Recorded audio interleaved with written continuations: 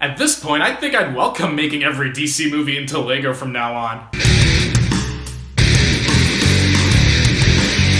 I'm gonna level with you. Back in 2014 when the Lego movie came out, I was actually rather skeptical. Mostly I was worried that the film would be a promotional gimmick for Lego. But my big mouth was sure clamped shut when the film sucker punched me with an ever so pleasant fat combo of creativity, shrewdness, comedy, and visual splendor of the highest order. Now a few years later, the Lego Batman movie hits the silver screen and holy shitballs Batman. I think they're really onto something with this Lego thing. The film starts off with all explosions, guns, and jokes blazing. So once again, Batman foils a plot by the Joker to blow up Gotham City. Cue the celebrations, cue the fanfare. Batman makes his way to an orphanage to give away some Bat merchandise, and then he makes his way back to the Batcave where he sits all alone watching romantic comedies and eating his favorite microwaved lobster meals. It's over here and in Batman's earlier confrontation with the Joker that we find out just how reserved this guy is when it comes to relationships. I mean, after Batman foils the Joker's plot, he actually tells the Joker to his face that he means nothing to him. And it's also those words that make the Joker devise a new plan to prove to Batman that the two truly are worst enemies. Then we've got Barbara Gordon, who takes the reins as Gotham City's new police commissioner. Her new plan to alleviate crime in Gotham City involves Batman working together with the law instead of him just working as a lone vigilante. Batman naturally hates this idea as he has to work with others, and Batman's also inconvenienced when he finds out he accidentally adopted a kid named Dick Grayson from the orphanage. From the very get-go, like not even a second into the film when Batman starts making hilarious remarks about logos and music, the Lego Batman movie wastes no time in tastefully having to laugh at the tropes of superhero flicks and shooting laugh-out-loud jokes at us like an N134 machine gun. The film also did an excellent job in reeling me in with a kind of exhilarating action and visual splendor that, in my honest opinion, reigns supreme over the majority of modern action flicks. By the 15-minute mark, I had a grin on my face similar to the night of my first heavy metal concert, Apocalyptica live in Beirut, 2006. But by that point, I was also curious as to what direction the film would head in once the plot started kicking in. Thankfully, it was the right one. I can stand here and sing all sorts of praises about how excellent the voice acting was or how phenomenal the effects were, but I think the script stood out the most for me. I was really impressed at how the savvy script treated Batman's emotional and psychological issues. The overall plot, while having an exterior conflict of its own, actually served as a conduit for Batman's character development. You know, from an arrogant, manipulative, narcissistic asshole who hides his emotions to a man who truly understands the notions of family, friendship, teamwork, and what it truly means to be a good person. And as the first film's song says, everything is cool when you're part of a team, right? The film manages to do that without coming off as clumsy or sappy. How so? Through clever, hilarious, smartly placed self-referential witticisms topped with a genuine desire to explore the components that make Batman the character that he is. Another impressive facet of the script was its ability to keep me guessing. Though I had an idea of how things would end up, I was actually curious to see how things would play out to get to that point. The perpetual barrage of witty, self-referential humor always hit me when I least expected it, and the earnest desire to humanize Batman pervade an emotional heft. The careful balance and placement of these two things brought forth some originality into a conventionally set up story, and I think there's a lot of genius in that. Bravo! I love it when they do that. With an outstanding troupe of voice actors, stunning visuals, exhilarating action, non-stop humor, a cleverly concocted script, and most importantly, heart,